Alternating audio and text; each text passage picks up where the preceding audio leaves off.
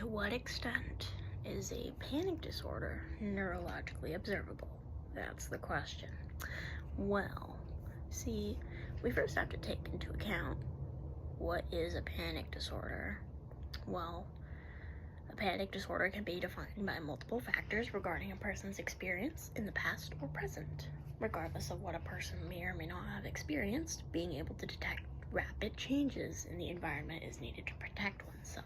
That's important. Because that's the important job of a panic disorder, is to ensure you are protecting yourself. That's the most important thing. Even if it means having high anxiety, panic attacks, or odd habits, as I do, a person who has a panic disorder. But the question of whether or not a person will have a mental health diagnosis for life is best judged by the person living with the experience, not by what doctors or peers are saying. Having said that, what is the experience between, or the difference between panic disorder and other disorders that may have similar symptoms? We first have to take into account what is a neurological disorder, which is simply defined as so.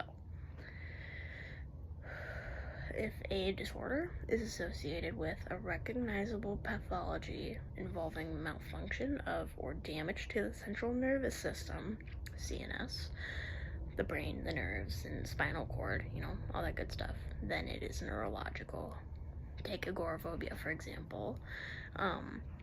Agoraphobia is also associated with an increasing rate of attempted but unsuccessful suicide, just like how panic disorder often is, or how it often starts around 20 years of age and is more common in women than men.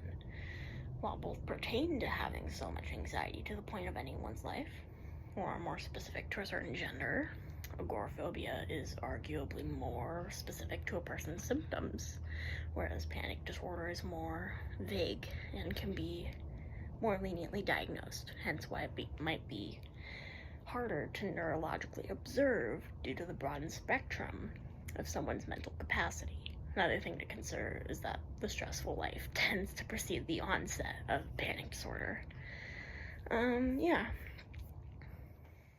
Alright, and that is my take on how a panic disorder is neurologically observed. These are my sources. Have a good day.